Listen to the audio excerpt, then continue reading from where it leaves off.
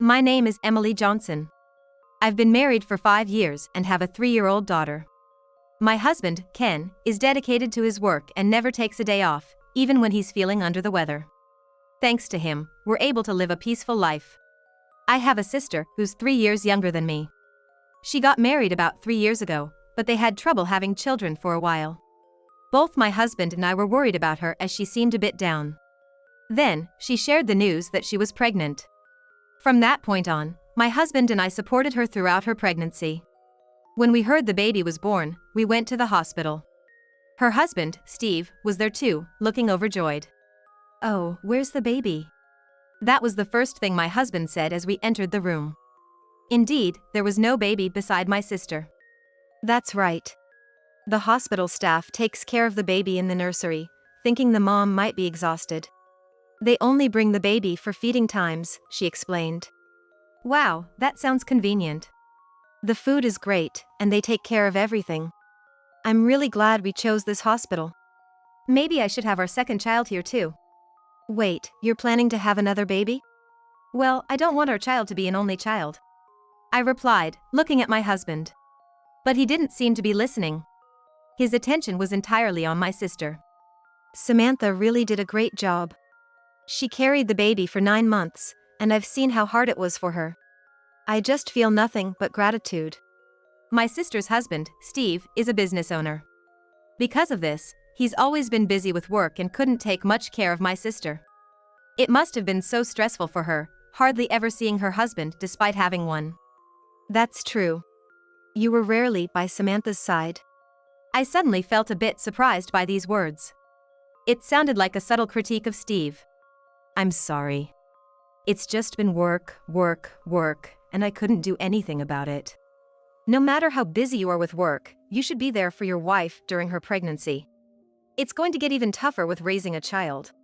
He says this, but when it was my turn, he just left everything to me. Something's not right. Samantha really did a great job. It must have been tough for her. My husband says, thinking of my sister. I appreciate his concern, but I can't help feeling uneasy. As we were talking, it was time for feeding, and the baby came out of the nursery. Everyone's eyes were on the baby, carried by the nurse. My husband smiled as he saw the baby. Steve did the same, but it seemed more than that. Why? He wasn't this happy when I gave birth. He didn't show such emotion, but now it's like he's seeing his own child. He didn't even show this much emotion for our own daughter, hardly coming to the hospital because of work. And when he did, it was long after the birth and he didn't visit again until we left the hospital. I thought, doesn't he want to see his own child, even if he's busy? While other moms had dads coming by every day, taking pictures of the kids and laughing together, in our house, that kind of scene was completely absent. But what about my husband now? He's acting almost like a husband to Samantha. Taking Steve's place even though Steve is right there. While watching my husband, I remembered something. It started long before I knew Samantha was pregnant. When Steve said he had to work late, so did my husband, and when Steve went on a business trip, so did my husband, always coincidentally at the same time. When both of our husbands were away on business trips, I suggested going out with Samantha, but she always declined, saying she was busy. Maybe she wanted to spend time chatting with friends without her husband around? I thought so. But my husband was unusually kind to me during these times. He would bring home sweets he normally wouldn't buy, and if I said my shoulders were sore, he would massage them. But it never went beyond a shoulder rub. I dismissed my suspicions as overthinking.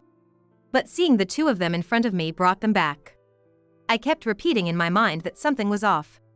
Isn't he drinking well? My husband said. Samantha didn't try to hide and breastfed openly. Steve frowned at this sight. Understandably not wanting to show his wife's breast to even his brother-in-law. But my husband looked on happily, quite naturally. Isn't it normal to feel embarrassed or look away? Am I the only one who thinks this way? My husband commented as he watched the baby drink milk. Is this child a boy or a girl? I realized I hadn't asked the gender. It's a boy. A boy, huh? He's gonna be a heartthrob when he grows up. My husband said, looking pleased. Did he want a boy that much? But at that moment, what slipped out of my mouth was, yeah. He looks just like you. Eh? The air felt like it froze. But it was my husband who broke the silence. Ridiculous! What are you saying? He can't look like me. Right, there's no way that could be. Really? I think they look very similar, especially around the eyes. No way! Don't say weird things. Oh, really? The two of them denied it outright, but they looked incredibly suspicious to me. Steve looked even more intently at the child's face, clearly deep in thought. After that, my husband's late returns continued. You're late often. What are you doing out there? With nothing but suspicion, I asked him. And he answered without any guilt. I go to see Samantha and the baby. Oh, aren't you busy with work? Yeah, I am. And you still find time to go there? You never helped with our child, always saying you had work. Our child is a girl. Samantha's is a boy. That's a big difference. He goes there because it's a boy? That's a strange reason. Aren't you tiring Samantha out by visiting so often? No way. She's always happy to see me. That Samantha? Don't speak ill of Samantha. My husband got surprisingly defensive. Still, I thought he wouldn't visit as often once Samantha was discharged. But that wasn't the case. He apparently went there almost every day. Did you go to see Samantha's baby again today? Yeah, I have to see him every day. They grow up so fast at this stage. But you never showed such interest in our own child's growth. Well, even if it's not my kid, it's my sister-in-law's, so it's natural to be interested. You're the weird one for not wanting to see him. Really? I still think you're going too often. Are you jealous? That's pathetic. It's strange not to want to see a child that my sister-in-law struggled to give birth to. As he justified his actions, I couldn't help but lose trust in him when I saw lipstick on his shirt and his pants worn inside out. He's cheating, isn't he? But who with? Is he saying he's going to Samantha's but meeting another woman? Or is the affair with Samantha herself? No, he couldn't be that monstrous, could he? Every angle I consider always leads back to suspicion about Samantha. I felt like I was losing my mind. That's when I got a call from Steve, Samantha's husband. Hey, Emily, can we talk? I need some time with you. His voice sounded serious, so I went to the agreed-upon place. Sorry to make you come all this way. I thought it would be bad if Ken were at your place. So, does Steve also have the same suspicions as me? The thing is, there's something odd about Samantha. Not just her, but Ken too. Ken too? What do you mean? Well, it's been happening since she was in the hospital, but after she got discharged, Ken's been coming over to our house. Every time I get home, he's there. At first, I was happy thinking he really cared for our child, but it feels like more than that. Like what? When I get home, I can feel a momentary distance between them, a kind of forced aloofness. I asked Samantha why Ken comes over every day, and she says it's just to see the baby. But when I follow Ken's gaze, it always lands on Samantha. I wouldn't mind if he really just loved the child and came to visit, but it doesn't feel that way. So Steve noticed too. I just listened without responding as Steve continued. Recently, he even comes over on days when I'm off work. I didn't know that. I had assumed Ken was working on weekends. And when I'm not looking, well, you know. I understand what he means. He's so good with the baby. I thought it's because he's experienced as a father. But the truth is, Ken has never changed a diaper. Or even fed our child a bottle. He'd make a face if I asked. But the other day, I overheard their conversation when I went to another room. It seemed like Ken was changing the diaper but did it wrong. No, not like that. You're so clumsy. Sorry, Samantha, I'll get better at this. Their voices sounded too intimate. They must be in a relationship. I hate to think this as a man, but I can't shake off the suspicion. Do you feel the same, Emily? How could I not? I'm pretty sure your hunch is right, but without proof, there's no point in suspecting. Yeah, I guess so. So why not hire a detective? I'll pay half. A detective? Yeah. Let them investigate, and if they find nothing, that's fine. Sounds good. So we hired a detective to gather evidence of their affair. About a week later, A large envelope arrived from the detective agency. The contents were as expected. I was so unsurprised that I just thought, bingo. But now, there's a lot I need to do. I immediately contacted Steve and set a plan in motion. Then, a week later, on a weekend, I visited Samantha's house with Ken. Emily, did you come to see the baby? That's rare. Ken often visits, but I thought you weren't interested since you never come. The baby's sleeping right now. Is that so? Let's go in. As we moved to the living room, there was Steve. He nodded slightly when he saw me, but to an outsider, it looked like a simple greeting. Coffee okay? Ken, you'll have coffee, right? Yeah, I'll help make it. Oh, then let me do it. No need, Steve. Just sit down. I can do it faster. What does that mean? Does he know where everything is because he's been here so often? Seeing my husband's behavior, anger welled up in me. He never makes coffee at home. He acts like if he just says coffee, it'll appear. But the voices from the kitchen sounded like a happy couple, and both Steve and I frowned. When the coffee was set on the table, Samantha started the conversation. What brings you here today? You didn't come just to see the baby, did you? Right on target. Exactly, Samantha. That's right. Actually, I've got a wonderful gift for Samantha and Ken. Huh? Don't you mean for Steve and me? No, it's for Samantha and Ken. Saying that, I spread out the documents sent by the detective agency on the table. There were several photos showing Ken and Samantha together. The report detailed what the two were doing on specific dates and times. What is this? What's going on? Having an affair, huh? Perfect, just as planned. The two were utterly shocked. Ken, what's this about? Well, it's just... I thought Ken would confess right away. We're just getting along as in-laws. What's wrong with that? No, the problem is the way you're getting along. The photos clearly show intimate scenes, like leaning on each other's shoulders or embracing. Just look. In this photo, we're just leaning in to look at the baby. And here, it looks like we're hugging, but really. Oh yeah, a cockroach scared Samantha, so she clung to me. Such blatant lies. With all these photos, how could he expect anyone to believe these stories? And why would you do such an investigation?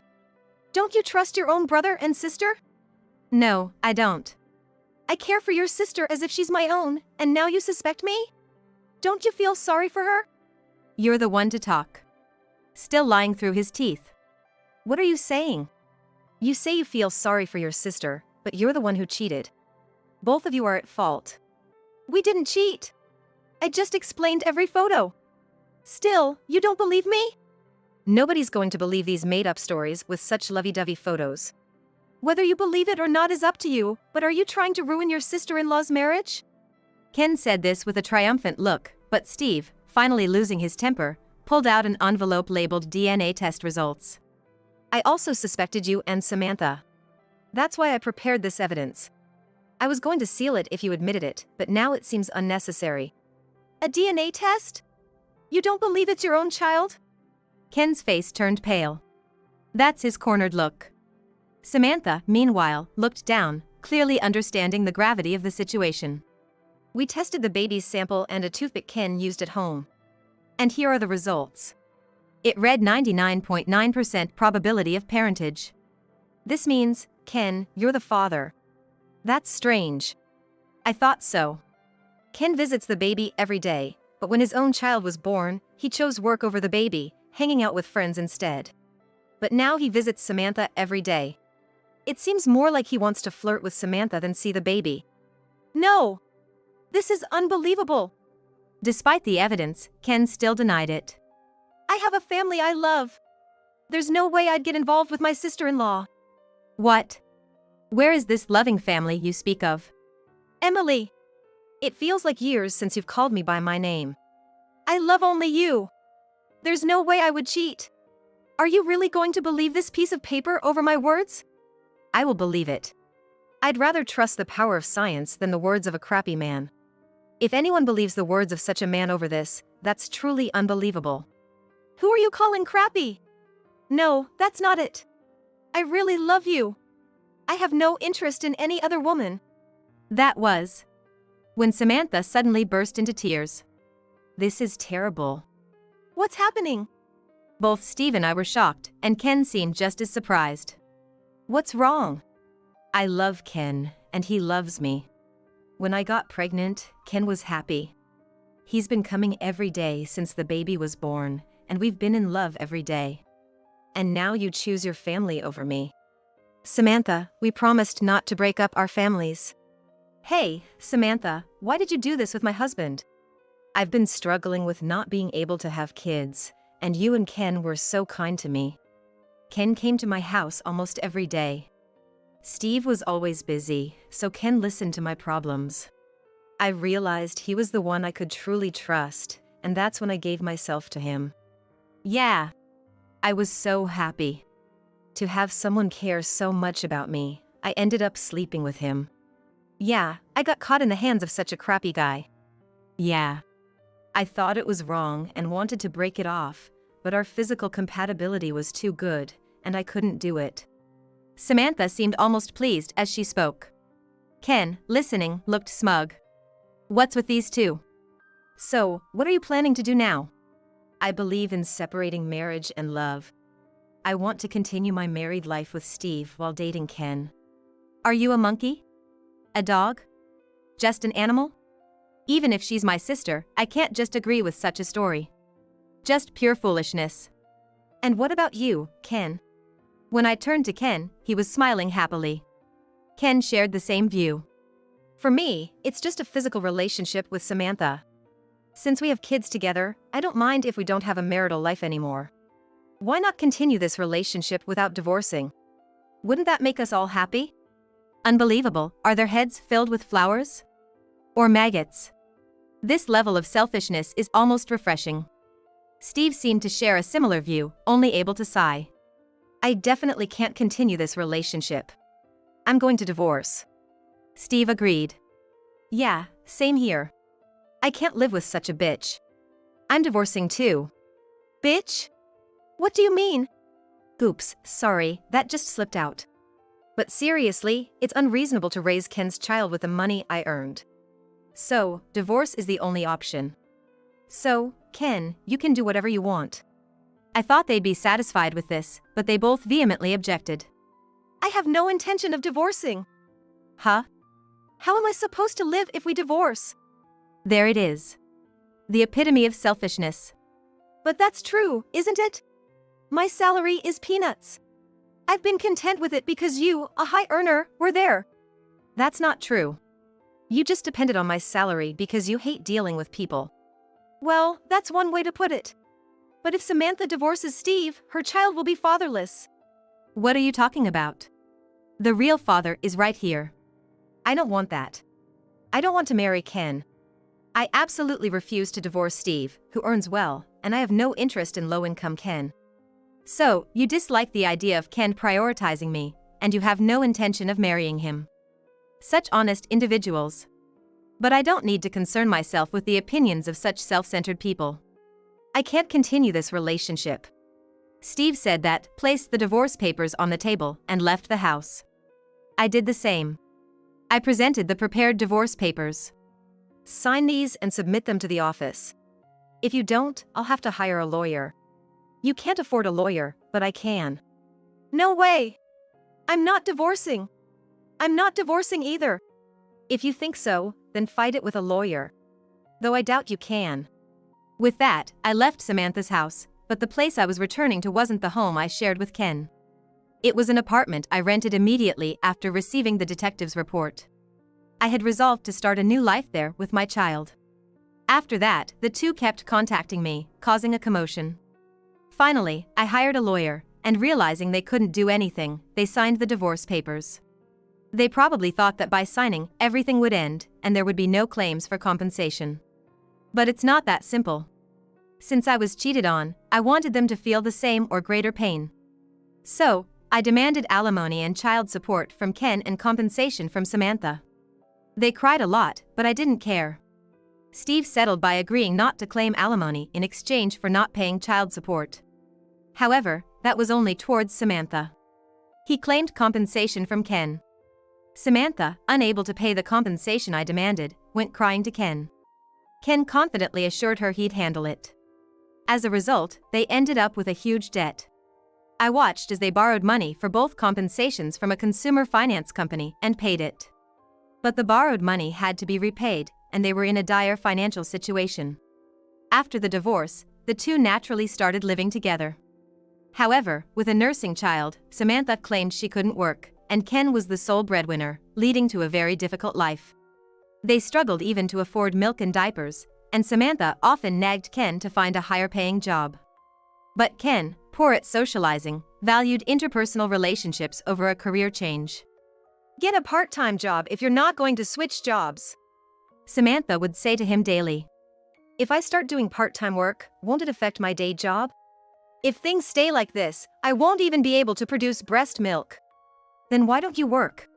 Emily, your sister, kept working even after having her child. Don't compare me with my sister. I've decided not to work while my child is young. A mother's presence is what's best for them. But if we don't have money, what are we supposed to do? That's why you should work. Their nightly arguments led to complaints from the neighbors. Due to this, they were unable to repay the money borrowed from consumer finance, and it eventually led to legal troubles. Neither could afford a lawyer, so they both turned to their parents for help. However, both sets of parents agreed that since they stayed together even after an affair, they should resolve their issues themselves. The daily battles continue, filled only with anger and resentment. As for me, I hit it off with Steve, my sister's ex-husband. We became good confidants and eventually realized we needed each other. Our relationship naturally developed, and we're now nurturing our feelings for one another. My daughter has grown fond of Steve too, and I'm considering living together with him in the future.